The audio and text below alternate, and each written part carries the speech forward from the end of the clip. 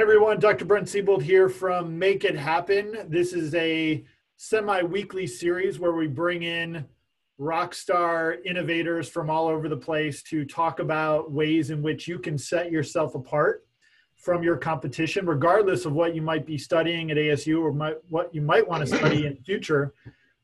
As lifelong learners, we would love for you to take some time out of your day. In this case, if you're in Mountain Standard Time, your lunch break perhaps, to learn a little something that's going to give you a competitive edge.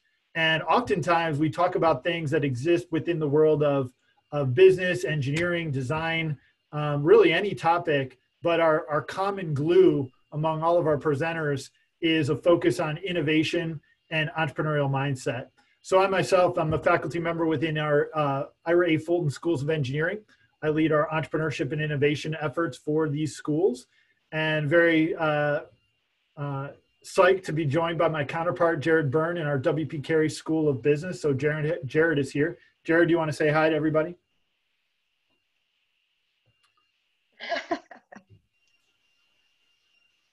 It was working a minute ago. So Jared is attempting to say hello. He's got 20 different microphones in his home studio. Hello. There we go. There we are. Okay. Hello and welcome. It's great to be here with you. Great. Jared's a fantastic collaborator, is doing a lot of very cool things in WP Carey School of Business.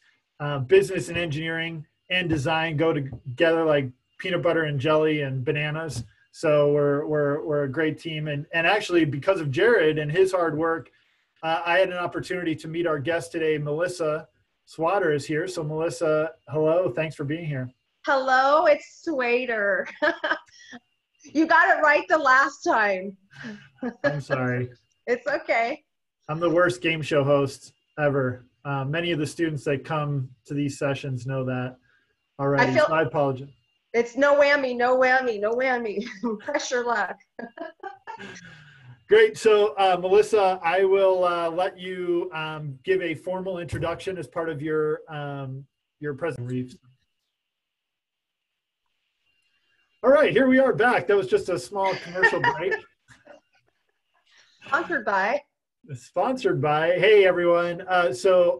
Thanks, Jared and Melissa. Melissa's going to kick off with a conversation about personal branding as a entrepreneurially minded ASU student or a young person. But I do want to make the point before Melissa starts that, here at ASU, we really value what we call universal learning. So basically learning from the time you're born until the time you die.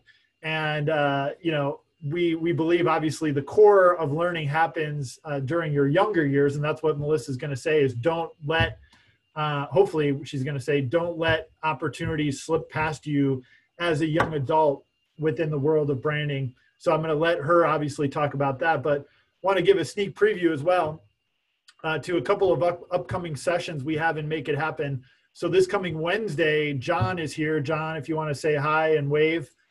John's on video, but if he can unmute, maybe he can say hello to everybody. John is an engineer. He is a business person. He is a submariner. He is a lot of really cool things. So he's going to be giving a presentation next week. So John, do you want to say hi?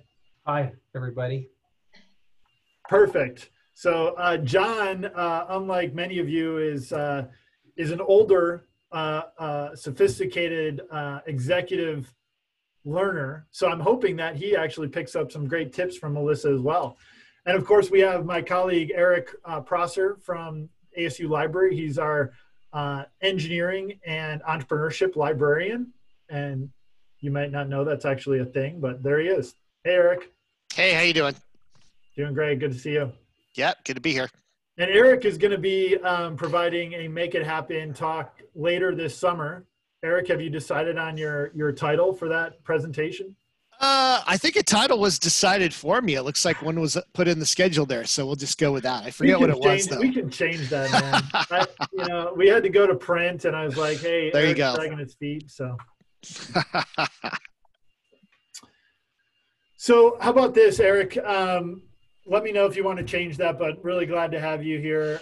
So thanks to Jared, John, and Eric for being here, and especially thanks to Melissa. So Melissa, usually we go around the room with the students. It's looking like we have about 10 or 12 students here with us today, or learners, I should say. But since I know some folks have been having audio and looking like visual challenges, not challenges, but maybe they don't want to show you their bed heads at this late hour on a Friday morning. Melissa, if you're okay with it, maybe you can just go ahead and kick off. Yeah, I'll just go kick off. For everybody viewing, Brandon, Seth, Elena, Avikal, everybody, Navia has just joined us. I do want to call on each of you at the end of Melissa's talk in about 20 or 30 minutes to really engage with her with a Q&A section at the end. So as Melissa is going through her presentation, please do be thinking about a key question that relates to your professional development as an ASU student or learner. And that way you'll have a chance to introduce yourself to Melissa and everybody else, because Make It Happen is also a community of practice. So we're really glad to see everybody here this morning. So without further ado, Melissa, please take it away. Okay, well, I'll start out by introducing myself, just so you all kind of have a better understanding what my background is. I actually graduated with a bachelor's at ASU. I was a fine arts major, but I actually had my business license before I actually had my bachelor's degree. I started out in photography. I ended up, doing a lot of design work. I ended up getting into publishing, marketing, advertising. I was a columnist. I have been doing this for 20 years. Last year, I celebrated 20 years into my career, thanks to ASU. And I've been doing it ever since, and I love what I do. So as a young entrepreneur, I will tell you one thing: whatever you do, whatever you're getting into, you absolutely have to love what you do. Because when you wake up every single day, it is your vision, it is your dreams, it is everything that comes to life and how you imagine, how creating your life is how you imagine that. And that's what I did 20 years ago, or going on 21 years ago. I kept going. And believe me when I say this, as a young entrepreneur, the word no is going to be an often thing you'll hear. But as long as you have the confidence and the ability to believe in your brand and your vision, you will succeed in your own right, because you will keep going. You will level up in ways that you never thought you could, but it starts inside. It starts here. So I wanted to point out that I own a magazine. It's a digital online magazine called Elevate. And one of my pages is actually dedicated to young entrepreneur. My youngest young entrepreneur, she was 9 years old, and this was 2 years ago. 9 years old, she started making bath fizzies for Bubbles. And believe it or not, she just kept making them, and it just started into a hobby, and it turned out to be a business, and now she's 11. So, whatever you set your mind to is something that you will be able to do. But we're going to get into a little bit about understanding your brand, because there's some misconception. Is a logo a brand, or is it what's behind your brand? And yes, they might be a little bit interchangeable, but please understand, once you have your logo, once you've really thought out the process of your logo, your colors, your tagline, what is your slogan, certain things like that, they're all going to matter. And this is how you're going to build your business behind your brand. So if there's any questions as we go through, or you have an idea of anything, please just comment in the chats, and then maybe we can kind of go over that later. But for now, I just wanted to kind of talk about what building your brand really is, because you guys are going to hear this a lot, especially with entrepreneurship background, or maybe you all have an idea of getting into your own business. And it's really important that you learn this at a very young age, the way that I did. And I was really happy, Brent, when you said being a universal learner and that you're continually always to excel. I have said in many interviews myself, when I'm interviewed, that I am a lifetime learner. Some people would say, call me an expert at marketing or PR, but the truth is I am always evolving. I learn from thought leaders.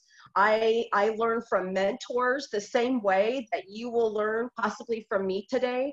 And I will always tell you this, as you continue to transition into your business or whatever you decide to do, after the life of AHU, no question, not one question that you can ever ask somebody is a dumb question. I get that a lot. I have a dumb question, so maybe, whatever. And I'm like, there is no such thing as a dumb question, because you know what? You will always not know the answer if you don't ask the questions. So ask the questions and know that from this point forward in your entire life and your entire career, you will never know the answer if you don't ask somebody who can help you understand it. Because clarity is the most important thing about having a business, or even being in business industry. So Brent, you had said something about your value and proposition, and what branding is about that. It's about values. It's about a marketing strategy. Yes, it is a logo. Let's just pretend we have this logo out there. Coca-Cola is a really good example. It's simple, right? It's red, Coca-Cola company, and all they talk about is happiness. That's their whole mission. You drink the Coca-Cola, you're happy. But the brand is very simple. But when you think Coca-Cola, you think about all the things that Coca-Cola does. And that's what you have to think about when you're branding something. So take your logo, take a really innovative logo, think that out. You have to research. You have to check out your competitors in the kind of industry that you have. You have to make sure that you choose a name or a product, something that will not only kind of ring the bells, but also that you can back up such a reputable name of your business or your company or your product. This is something that comes up a lot when I'm being asked about, I own Ruby Red Media is my company, rubyredmediallc.com. And we focus on a variety of different things. And when we have small business owners that ask for our help, we do, talk about, objectives. So as a young entrepreneur getting into a business, or really even understanding how business works, understanding or really getting behind the value of your objectives and your mission, about what you want to do with your company, what kind of people you want to work with. This is all going to be relative, because marketing is such a very large, marketing, we've got social media, we have blogging, which will be coming up next time. We have website development, we have strategic partnerships, everything that you can possibly think of. And I'm going to break just a little bit down for you. But the one thing that you'll always have to remember as you go through this journey is just stay committed, and never let anyone ever in your business, and I'll say this at very young age, I went through this, my own trial and errors, my own trials and tribulations. Never let anyone compromise your integrity when it comes to your business, because that is your brand that you're protecting. It is the reputation behind your brand. Everything that you've been building is what you're protecting. So we talk about, I'm sure that many of you young people out there are on YouTube and maybe even have TikTok and social media pages. But I will tell you right now, to make sure, if you are getting into your business and you're starting into your business, if this is what your choice to be a small business owner, social media is a really important, the most instrumental tool that you can use right now, because it's free, unless you're paying for paid ads. But on your personal page, and I say this with passion, is if you are setting a brand for yourself, and you have a personal page, make sure you are very careful on what you are posting to your social media pages, because someone like me will go search someone like you and see what kind of things you're saying on your personal pages. And you never want that to compromise your business or a brand that you might be building on a professional level. So make sure that you set your settings on your personal pages to private, only viewed by your friends, because you never want that to hurt your opinions or any fun weekends out. You never want that to ever interfere with whatever your professional position is. And that is part of your brand as well. So we take an idea, because what is entrepreneurship? You take an idea, you come up with this vision, and then you start applying your skills and your principles to this vision. And then you start adding all this other value in there, and then you start transforming into who you want to become, as I just mentioned earlier. And branding is always going to be back. You think branding will always represent you. I get asked this a lot. What is branding? Because there's so many pages and there's so many web sources that can define what branding is. But what really is about your audience and building that product and building the partnerships and building what you want and how you're going to sell either yourself as an individual professional, or you're going to sell yourself behind your brand. Facebook, Mark Zuckerberg is a really good, example for this. You guys know the story, right? He called on a couple of his friends, students, and said, hey, I got this really great idea. I want to connect people on this, through colleges, and I want to create a source of communication and where people can kind of get to know each other. There's a couple people that said no to that idea, remember? Billions of dollars later, they're probably thinking, man, I wish I would have sat in on that meeting. You said it earlier, Brent. You said, never lose an opportunity. Opportunities are going to be there constantly. Okay, the more that you get involved with whatever your business or whatever your interests are, because maybe right now you're just in school and you're still kind of weighing out what you want to do. And no matter what choices that you make, no matter what direction you go, aligning yourself with the right people is going to be instrumental in the way that you succeed, whether you become an employee at a really great company or you go off and you have an entrepreneurial spirit that you just want to start your own business, your own product, your own service. But whatever you do, you have to make sure that you align yourself with the right people at the right time. And you're going to have to be that person. That executive decision always has to come from you on whether or not it's a good fit or not, because you will be approached many times and say, hey, I really have an idea and I thought we could do this. But then you have to sit back and you go, does it fit my brand? Does it fit what I'm doing? Is it a conflict of interest for me? After you do your research, we're going to go back to that Facebook profile that I was talking about settings.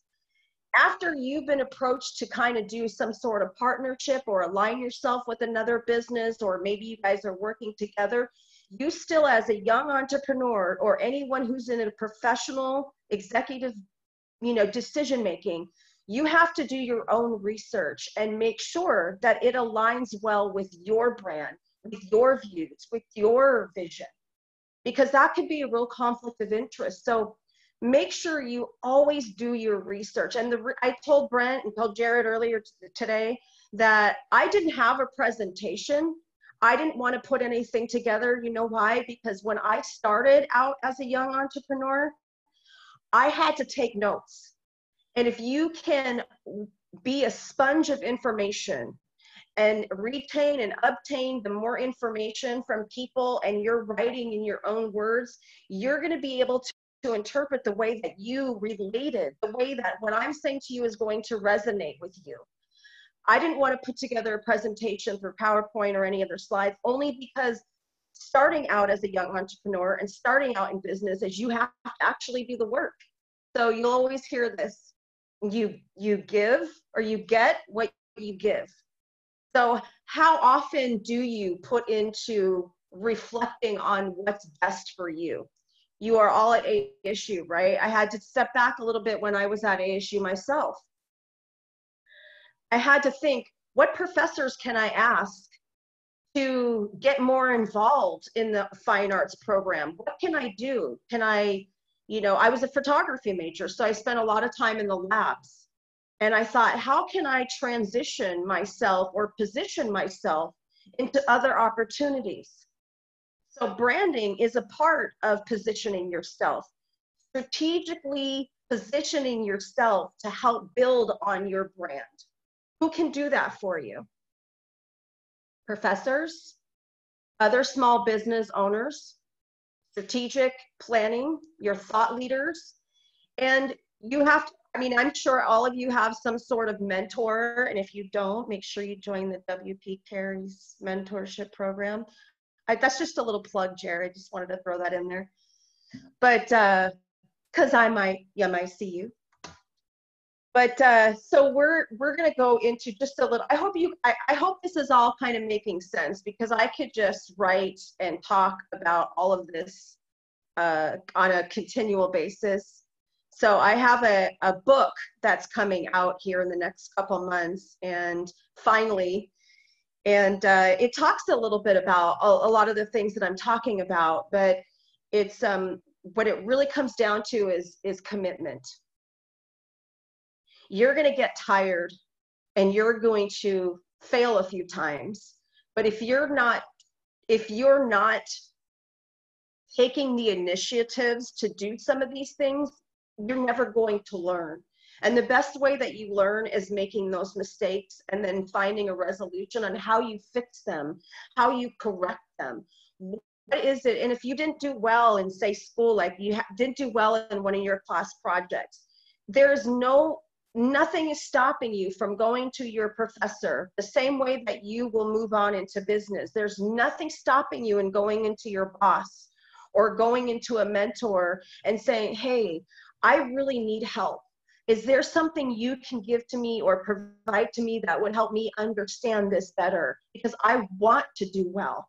And when you portray that in everything that you do, if you believe in that you can be better, you will absolutely be better in what you do, because you're asking the questions. You have to ask the questions, because you can sit back and say, God, I really don't understand what's on the board up there. And you can kind of wait later and say, you know what, I'll just figure it out later. But why? Why later?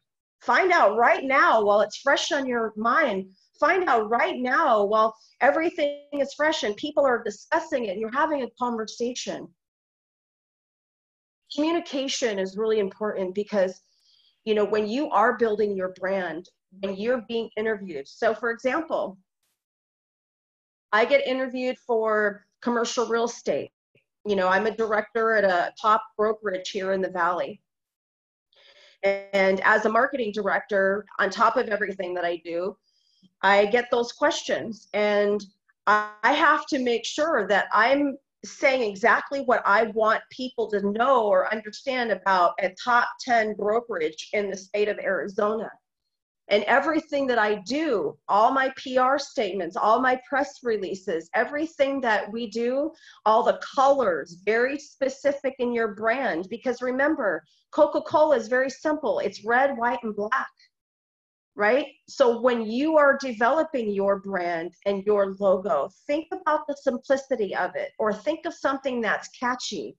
Maybe it's Jared's cartoon little avatar over there on the screen. Maybe that's your logo, for example. I hope not. I hope it's not, for his sake. Well, see, he came back on. That's not copyrighted yet.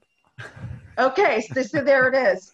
So Pete, well, comes down to innovation. You have to think about how you want people to perceive your product or your business, and perception is everything. And as long as you're building, the kind of vision you want for your brand, whether it be Coca-Cola and just brings happiness, or for me, you know, my brand, my name is my brand. I have so many different things. Ruby Red Media is a full service marketing. Elevate Magazine is about, you know, taking all these ideas and stories of small business owners and writing articles and sharing about them. It's about featuring young entrepreneurs out there that are saying, gosh, I really believe in my business. I started when I was 10 years old and I've made it into, it's already been 5 years. And guess what? People like me want to share stories about people like you. Because when you find those people who want to elevate you and want to support you and want to mentor you, then those are the people that are going to help you grow substantially along the way. You're young, you're hungry. And you know what? There's nothing wrong with being hungry. I wouldn't be where I was today, to this day, to 20 years later, if I wasn't like, no one's going to tell me no, because if somebody told me no, I was going to go home and I was going to learn it and I was going to study it. And I wanted to make sure that I understood it clearly. And failure created that for me. You know, a couple of those fails, you know, created that for me, is because I knew that I could do it. And if you know that you can do it, whatever it is that you're doing, I don't care if you're in programming, I don't care if you're whatever, if you want to create the next app, tell me about it. I might just, you know, download that app, because innovation is evolving. It's every single day.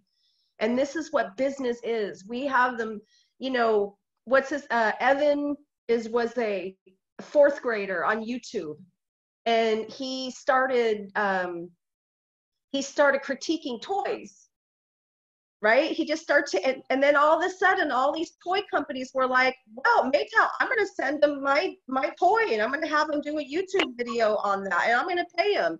So he's in fourth grade, but he made, what, $6 million in his first year or second year. So business is out there, and you can do possibly anything that you invented. But you know what? That Evan Moana or something like that. This kid is only like, what, 12 years old right now, and he's sitting there as a multi-million-dollar, you know, business owner, you know, critiquing toys. So if he can do it, you all can do it, whatever that is. There's no backing out. And I say to people, you know, keep it real in whatever you do, and always level up your game. Just level up. Yeah, I'm glad you brought that up. If you don't mind me interjecting, Melissa, No, I have young kids, and you know, I'm not familiar with the example you provided on YouTube, but that child has a competitor who has a YouTube channel called Ryan's World, where the whole family does toy critiques, and I think they might be one of the highest grossing YouTubers. But the point I wanted to make, in alignment with your last point here that you made, is at ASU we have a mantra within the world of entrepreneurship and innovation, and it's a T-shirt that many of the students here, I'm hoping, have seen around campus. It says "Just Start," and really that aligns perfectly with your point that you just made here. In the realm of design thinking, we call this having a bias towards action.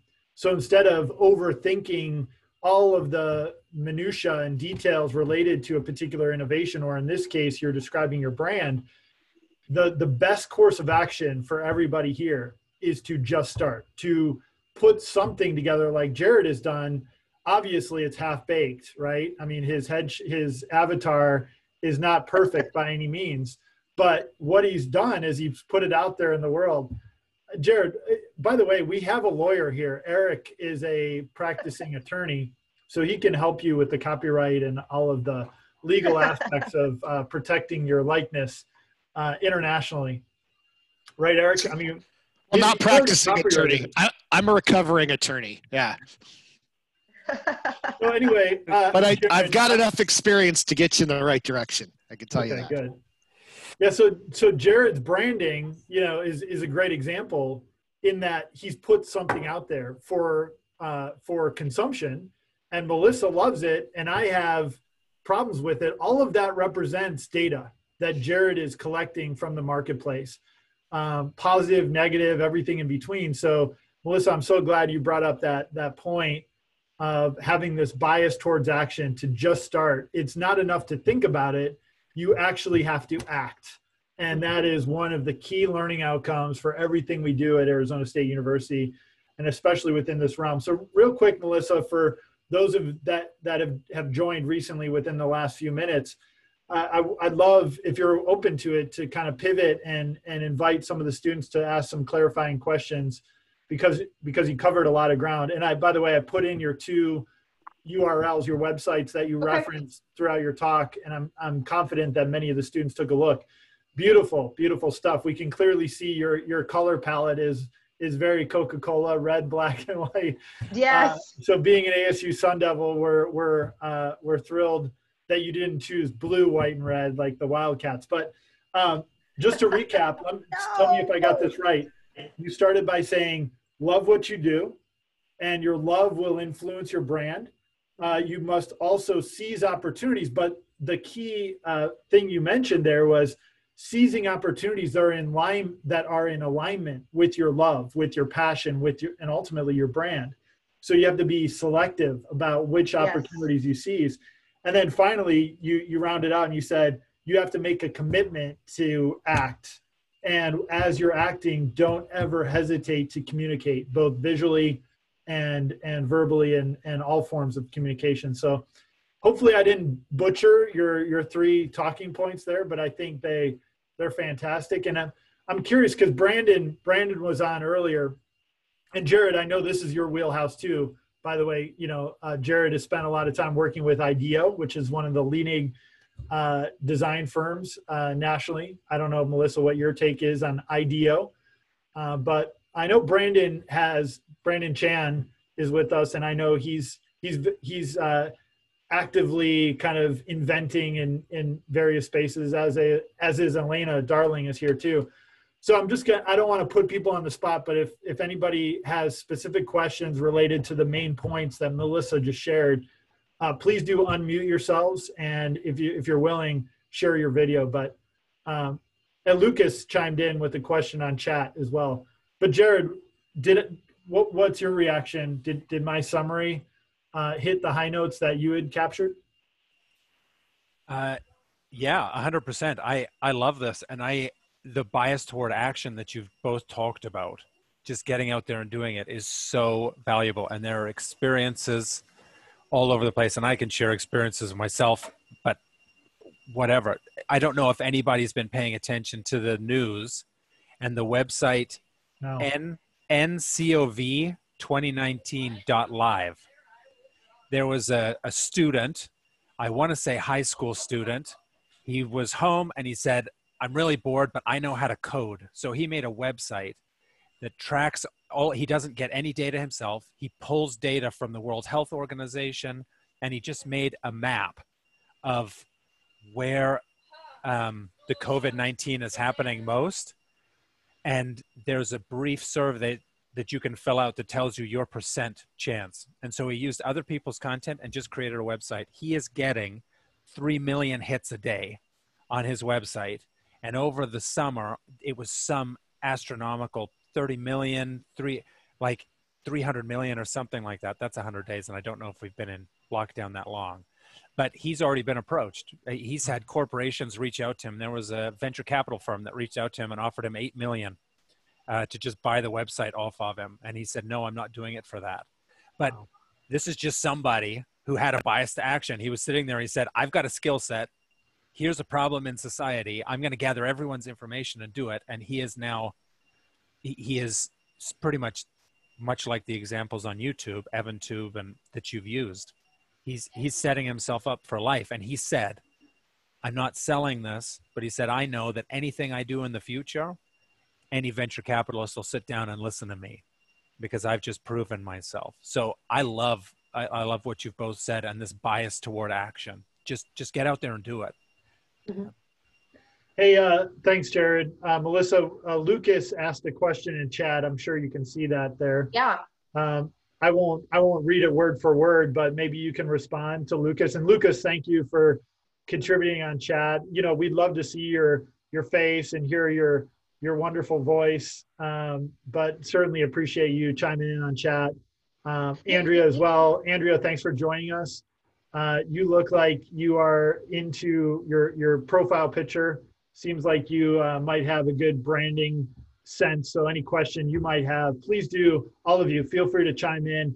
Hopefully, Eric, back me up on this. One of the fun things about Make It Happen is that, this is not a webinar. This is meant to be very give and take, very informal. Anybody that knows me knows there's no formality, there's no pretense. So I'd invite everybody, if you're new to Make It Happen, Melissa is a fantastic guest we have. Feel free to chime in. Yeah, I'll just take a minute to answer Lucas's question, because when people ask me if they're scared to say, to talk about themselves, or they feel like they're coming out a little bit kind of, ego driven.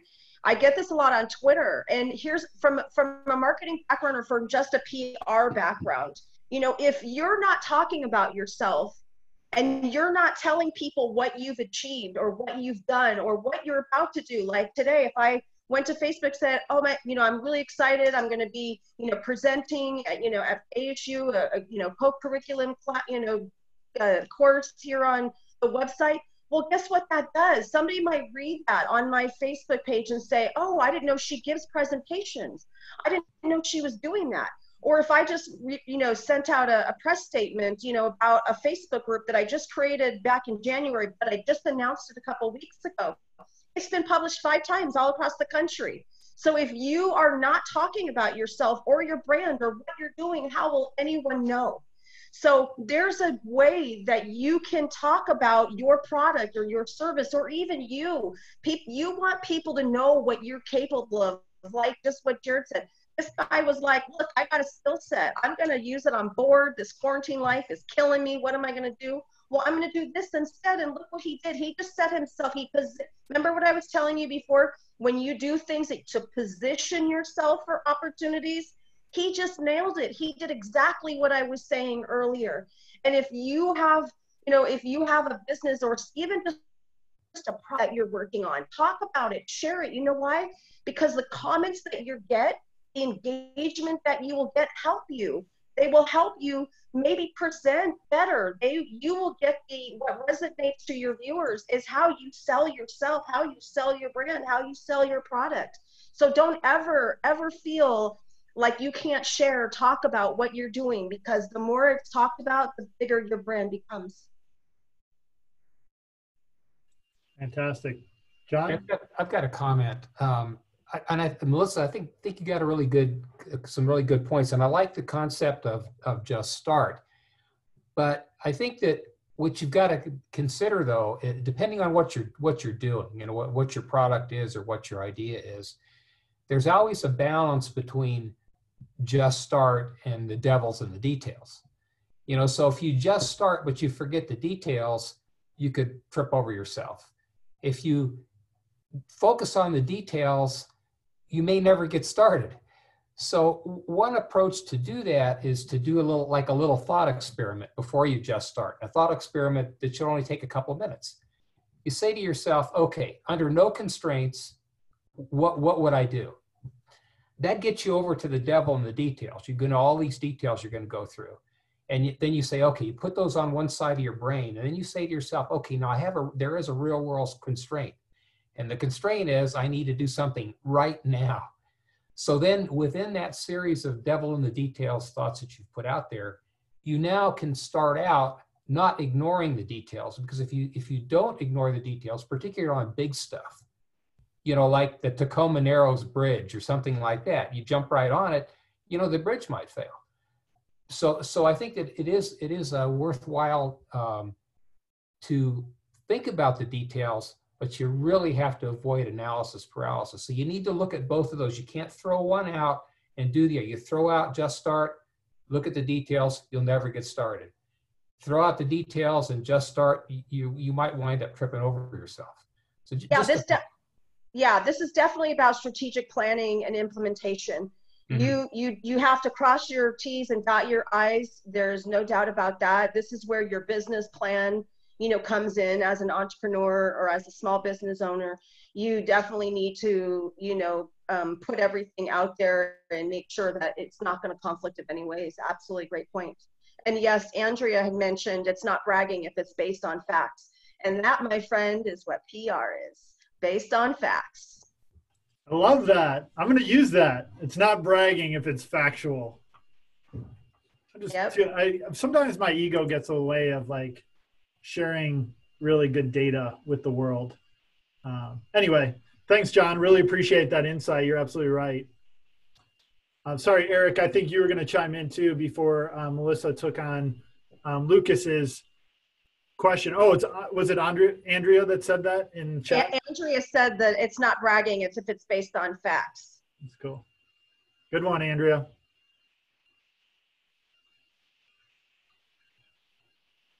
Eric, I have a quick question. No, I wasn't actually going to jump in. I was getting ready to, I thought I was having a question coming my way, so I was unmuting for that. But that's the thing about being an ex-lawyer is we tend to just kind of hang quietly and to the side and just kind of listen and chime in when we need to. We have to have the evidence to back up our facts. That's right. Hey, Andrea. Yeah, you might need to get a little closer to your mic. Can you hear me? Yep. Okay, I have a question. So I just graduated from industrial design and business, and I've always had like these 3 areas that I'm very passionate about. And right now I find myself very undecided onto like, where should I go? Because they're very different from each other. And so the question is, if you have any advice on like, should I go towards what I enjoy the most, or what the market needs the most, or what I think will make the most money, or, I cannot make up my mind right now. Well, what I would say, me personally, is I think you kind of answered your own question, because you're talking about, you're putting all these facts. You remember about the details? You actually have the details already written out. You said, do I want to do this? Do I want to make money, or do I want to do? What I said in the very, very beginning was, you have to do what you love, because the money will come. If you're very passionate about something, you never want to decide. And this is why this teenager said no to $8 million, because you know what? I'm going to leverage that later, because now I've positioned to do that. So when you leverage yourself, what is that you're passionate about, and you become really great at that, you'll be able to leverage that later financially for yourself, because you never want to start or get into a career or get into a project that you know how to do, but you don't love to get up in the morning and do it. There's a difference between getting up and knowing how to do something as opposed to getting up and wanting to do something. And that's where you have to find out in those 3 areas. What is it that you think in those 3 levels? Where can that take you? Who will you be working with? Who will be those strategic partners? Because if you think about the outcome of your decision, then you're like, oh, if I go here, then I'm going to be able to work with these people. And that's really what I really want to do. But if I go over here, I might be stuck behind a desk. So I think you might kind of answered yourself a little bit. Love what you do. Remember that every day. Wake up and know that you're going to just love what you do. Like today, I woke up and be like, yes, I get to speak to everybody. And I'm so excited because that's what I do. I'm in the media, I'm in marketing, and I'm in press, and I write stories every day. I agree with that 100%. Great advice, Melissa. Andrea, I know that sounds harder. It's not the clear, at this stage, maybe you're looking for somebody to say, oh, well, it's a no-brainer. You should do X, right? If somebody gives you that advice, go the other direction, right? You need your answer is already in your gut, so just follow it. And I agree with Melissa 100%. I think most people here that have been around for a couple decades more would agree with her as well. So great question. We're excited for you. This is what makes our jobs a lot of fun, is cheering you on, knowing what you have in front of you.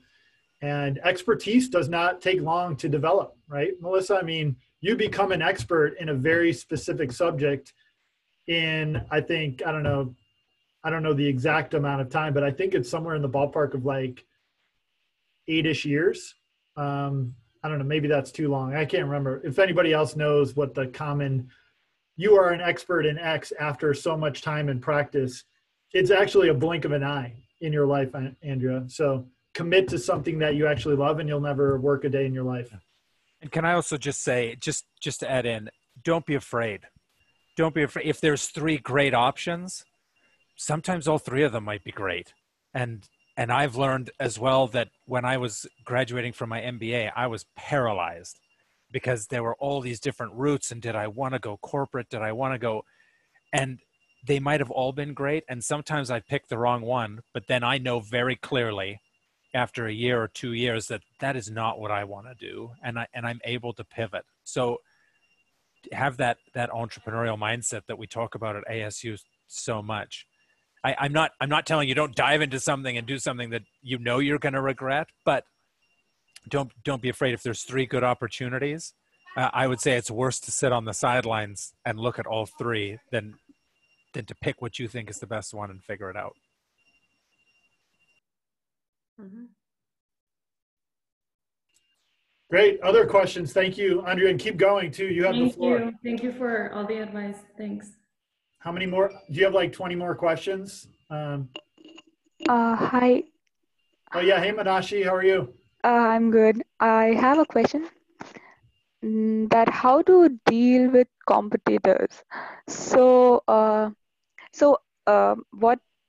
in few weeks ago, I started marketing on social media for my dad's business, and I see a lot of competition in the same city. Like when people try to imitate you, they also start doing the same. And then you kind of stuck around like what to do next to progress or to get the business out there. So how to deal with the competition as in that sense? Well, for me personally, now this is what I do for small business owners. The same way that you're helping your dad, I do that for small business clients. And the first thing I have to do is learn most about their business and what their offerings are and what their brand, what their mission is. And, you know, social media is such, again, this is such a wide marketing tool that, you know, that's what I was talking about, the target audience, that you can actually set those perimeters on Facebook if you're running campaigns. But there's so many options to do things. I mean, there's apps. I hope that you have downloaded a few apps to your phone that you can quickly design, you know, something, a product or a service, something that's quick, you can upload right to Facebook right away. What I love now is all these web resources, they say share to Twitter or share to Facebook, and they just automatically does that for you. You don't even have to do it. It's integrated. As far as just be consistent on social media. I have to, and schedule a production schedule, because you will definitely, I design like Sunday, I might design for X client, and I design 7 designs for the next 2 weeks. And then I don't have to worry about it. I get to engage with them, and the owner gets to engage with them, but they don't know I'm posting. As a social media manager, they can't see that I'm posting. It just looks like it's coming from the business page. So just keep pushing out your service and what your objectives are, and reach your viewers. What is it that you need to sell? Or what is it that you need to propose to your readership, to your viewership? Because what social media really is, it's just a call to action item. Mm-hmm. What we do on social media is we're creating call to actions. We are creating engagement. We want them to contact you. You want them to go to your website. You want them to message you inbox. So create that engagement, and the more that you engage and the more you start using your hashtags on social media, the more your SEO will increase, and they'll start showing up in people's feeds. So keep posting, keep plugging, keep hashtagging, elevate your brand, and it'll start growing organically. So you mean continuous action on like? Yeah, continue to post, you know, try to post. Maybe even, you know, you don't want to take away, if you post something where you create a call to action, you don't want to post 2 more after that, because then they're going to lose that call to action. But if you have something really exciting, a special or a product, pin it to the top. Let people see it for a week. You know, you can keep posting day to day to day, but what do you want you have to ask yourself when you're posting on social media, what do you want your readers to know about your dad's company? What is it that you're selling? What is it that you're promoting? the more that we can learn about the value that you're offering us is the way that I'm going to interact with that page. Mm-hmm. But what about like similar model the other people also have? Well, the way I always say it is I never compare myself to another competitor. I create them so they can compare themselves to me. Right. But that just might be my ego talking, but hey, you know, if I'm not talking about myself, how would anybody be confident in me if I wasn't confident in saying that? And not because I want to go, you know, troll other people's pages.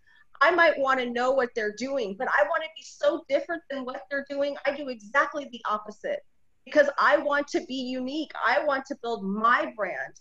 I don't want to be second to their brand. I want to be first to my own. And that's the way you have to look at it. Okay. Yeah. Thank you.